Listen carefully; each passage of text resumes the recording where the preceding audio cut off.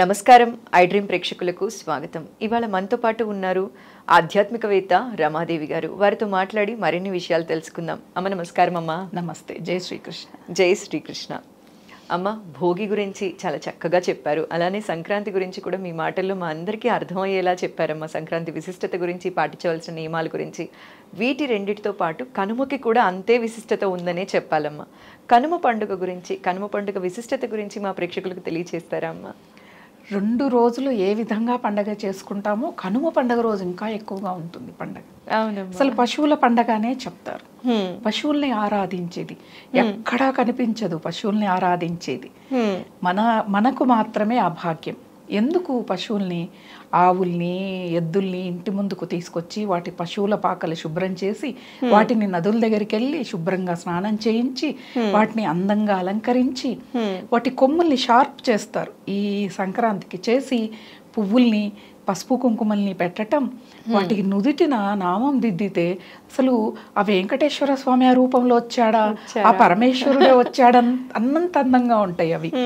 అలాగే కాలి గిట్టలకి గజ్జెలు కట్టడం, నూతన వస్త్రాలు వాటికి ధరింప చేయటం, గుమ్మం ముందుకి తీసుకురావటం. ఈరోజు రథాల ముగ్గులు వేస్తారు.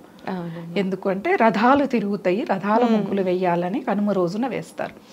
ఈ పశువుల్ని ఇంటి ముందుకు తెచ్చేటప్పుడు సంక్రాంతి కంటే ముందు పల్లెల్లో ఏం చేస్తారంటే ఒక కత్తిని తీసుకొని, కొడవల్ని తీసుకొని అడవులకు వెళ్తారు. వెళ్ళి 5 రకాల ఔషధ మొక్కల పొట్టును తీసుకొస్తారు. ఇట్లా అంటే పొట్టులాగా రాలుతుంది. ఓకే, అది ఔషధ గుణాలు ఉన్నది. నేరేడు, మద్ది ఇట్లాంటివన్నీ ఔషధ గుణాలు అద్భుతంగా ఉన్నాయి. ఆ పొట్టుని తీసుకొని వచ్చి సంక్రాంతి రోజు రాత్రే నీళ్లలో నానబెడతారు. నానబెట్టి అది గట్టిగా అవుతుంది, ముద్దలాగా అవుతుంది.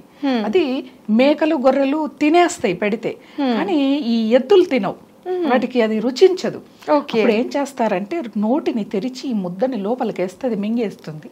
ఓకే, ఎందుకు అలా చేస్తారు అంటే మనకి పాడి పంటలు పండించే క్రమంలో ఎంతో సహాయం చేస్తాయి ఎద్దులు. ఇప్పుడు వచ్చాయి ట్రాక్టర్లు, కటింగ్వి కానీ ఏవైనా కానీ. దున్నేటప్పుడు అవన్నీ ఒకప్పుడు కాలంలో ఎద్దులే దున్నేవి. పంటని ఇంటికి తెచ్చేది కూడా ఎద్దుల బండిలోని. ఇప్పుడు ట్రాక్టర్లు మోస్తూ ఉన్నాయి అన్ని. అవి శక్తిని కోల్పోతాయి. ఈ ఔషధ గుణాలు ఇస్తే మనం వాటి కాళ్ళ నొప్పులు, కీళ్ళ నొప్పులు, అనారోగ్య సమస్యలు అలాంటివి ఏమీ ఉండవని పూర్వకాలంలో ఇలా చేసేవాళ్ళు. ఓకే, అలాగే మెడిసిన్ లాగా. అలాగే కొత్త బియ్యంతో పొంగలి వండి దాన్ని చల్లార్చి వాటికి ఇంటి ముందుకు తెచ్చి పూజించి ఈ పొంగల్ని వాటి ముందు పెడితే చాలా ఆనందంగా స్వీకరిస్తాయి. ఇవన్నీ కూడా భూత యజ్ఞం, భూతదయ అంటారు వీటిని. ఇలా చేయటం ఈరోజు కొన్ని ప్రాంతాల్లో ఈరోజు దాసంగం, గండాదీపం పెట్టుకుని వెంకటేశ్వర స్వామిని స్మరించుకోవటం జరుగుతుంది. ఈ రోజే అసలు పండగ అని కూడా చేస్తారు. అంటే బొబ్బట్లు, పులిహోరలు లాంటివి ఈ రోజే చేసుకొని తింటారు. కొంతమంది కొన్ని ప్రాంతాలలో ఈరోజు మనం ముక్క తినాలి అని నాన్ వెజ్ తింటారు, కానీ తినకూడదు. ఈరోజు కూడా పండగని. అలాగే సాయం సంధ్యాకాలంలో మనం ఈ రంగనాథ స్వామి ఉంటాడు కదా, రంగనాథ స్వామి లేకపోతే చెన్నకేశవుడు, లేకపోతే శ్రీరాముల వారు ఉత్సవ విగ్రహాలని పారువేట ఉత్సవం చేస్తారమ్మా. ఏం చేస్తారంటే ఆలయం దగ్గర కుందేలను వదిలితే అది ఎటు వైపుకు వెళ్ళి ఎంత దూరం వెళ్ళి ఆగుతుందో అక్కడి వరకు స్వామివారిని పారువేట ఉత్సవంగా వెళ్ళి అందరూ కూడా వెళ్తారు. గ్రామస్తులందరూ వెళ్ళి అక్కడ స్వామివారికి కొబ్బరికాయను సమర్పించి హారతులు ఇచ్చి అద్భుతంగా గానాలు, పాటలు పాడడం, ఆనందంగా విహరించి తర్వాత ఇంటికి వస్తారు. ఇవన్నీ కనుమ సాంప్రదాయం. అయితే ఇంకొక సాంప్రదాయం మనకేంటిది అంటే ఇప్పుడు నంద్యాల జిల్లా అహోబిలం అద్భుతం. ఈరోజు మధ్యాహ్నం స్వామివారు 2:30-3 గంటలకి నరసింహస్వామి, లక్ష్మీ నరసింహస్వామి ఉత్సవ విగ్రహాలు కొండ దిగుతాయి. అహోబిలం కొండ దిగుతున్నప్పుడు చెంచులు బాణాలు వేస్తారు స్వామి మీద.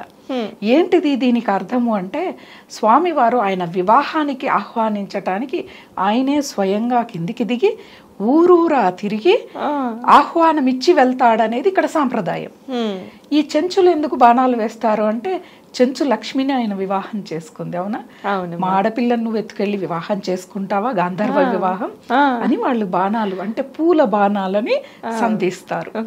ఎంత అద్భుతమైన సన్నివేశం అంటే అది చూడటానికి చుట్టుపక్కల ప్రాంతాల వాళ్ళందరూ ఆ సమయంలో కొండ మీదకి వెళ్ళి స్వామివారితో పాటు కొంత కొండ దిగి ఆ తర్వాత వచ్చేస్తారు.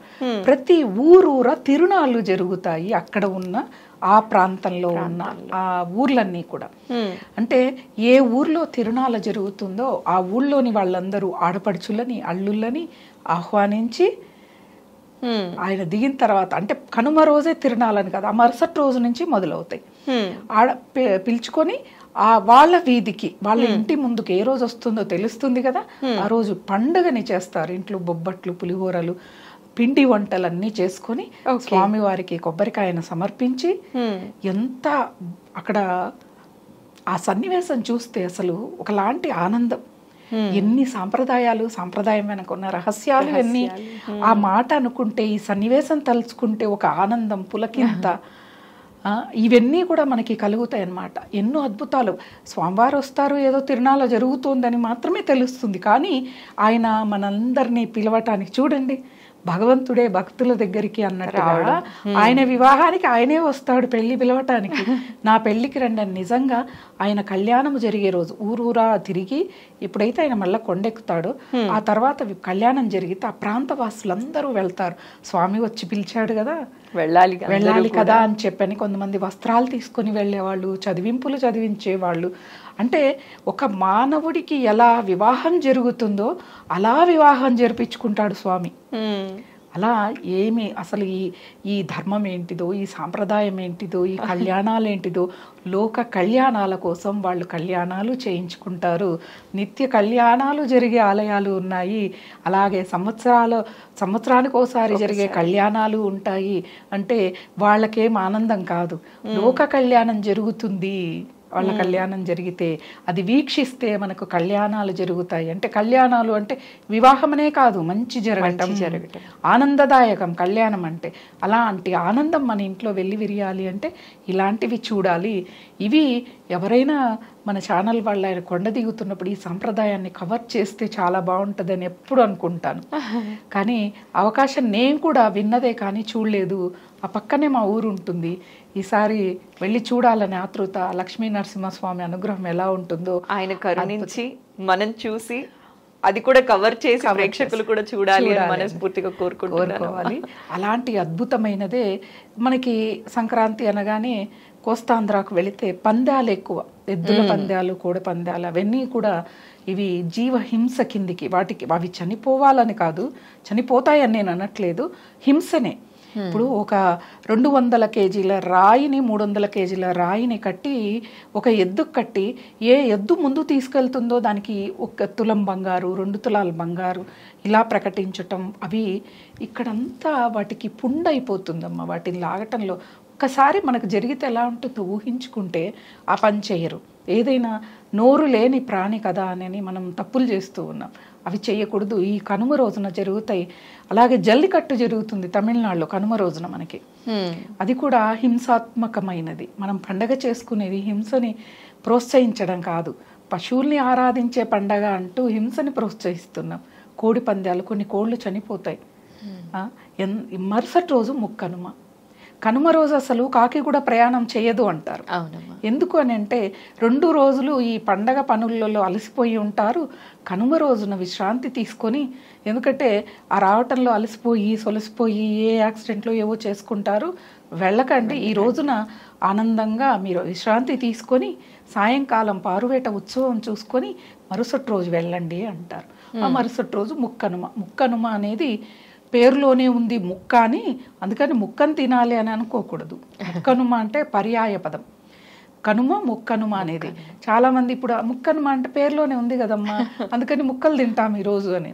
మీరు తినేవాళ్ళు ఏమన్నా తినండి, అంతేకాని ముక్కనుమకు ఆ ముక్కను చేర్చొద్దు. అసలు ముక్కనుమ అంటే ఆ రోజు కూడా ఆ 3 రోజుల పండగని ఆనందాన్ని ఆస్వాదించే ఆ రోజుని ముక్కనుమ అంటారు. కాబట్టి మనం ఈ కనుమ పండగని, అసలు సంక్రాంతి పండగని ఆనందోత్సాహాలతో చేసుకునేది వెంకటేశ్వర స్వామి యొక్క ఆరాధన అద్భుతం.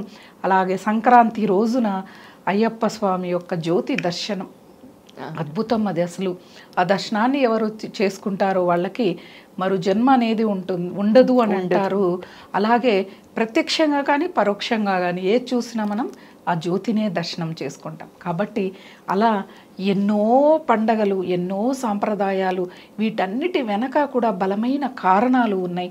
వాటిని మనం ఆచరించటం, తెలుసుకోవటం, మనం చేయాల్సిన పని. అంతేకాని వాటిని విమర్శించడం మహాపాపం. నీకు నచ్చలేదు మౌనంగా వెళ్ళిపోవటమే అంతే. నువ్వు చూడకు చెయ్యకు, వాళ్ళు చేయలే వీళ్ళు చూడలే వాళ్ళు బాగానే ఉన్నారు కదా అని అంటే వాళ్ళ ఆలోచన విధానం వేరు, నీ ఆలోచన విధానం వేరు. అది కాబట్టి అందరూ కూడా ఈ పండగని హింసాత్మకమైన పండగ కాకుండా జీవులని, సాటి జీవాలని కూడా మనం కాపాడుకోవటమే మన సనాతన ధర్మం. మన ధర్మం అదే చెప్తోంది, హింసని ప్రోత్సహించదు, అహింసనే ఉండాలి మనకి, అదే ధర్మం. కాబట్టి ఆ ధర్మాన్ని పాటిస్తూ పండగని చేసుకుంటే 100 రకాల పిండి వంటలు చేసుకోక్కర్లేదు, 100 రకాల పలహారాలు చేసుకోక్కర్లేదు. మీరు కొత్త బియ్యంతో పాయసం వండి పెట్టినా భగవంతుడు ఆనందంగా స్వీకరిస్తాడు. ఇక్కడ ఆయన చూసేది నువ్వు ధర్మం ఆచరిస్తున్నావా, న్యాయంగా ఉన్నావా, అహింసావాదివా, ఇవన్నీ చూస్తాడు. కానీ నువ్వు ఎన్ని పిండి వంటలు పెట్టావు, నువ్వు ఎంతమందిని భోజనాన్ని పిలిచావు, ఇవి మాత్రం చూడరు. కాబట్టి ఇవన్నీ దృష్టిలో పెట్టుకొని పండగని ఆనందంగా భక్తిగా చేసుకుంటే అదే మనకి గొప్ప సంక్రాంతి. అమ్మ, ధర్మాన్ని పాటిస్తూ సంక్రాంతి కానీ, భోగి కానీ, కనుమ కానీ ఎలా చేసుకోవాలి అని చెప్పి సవివరంగా మా ప్రేక్షకులకు తెలియజేశారమ్మా. ధన్యవాదాలు.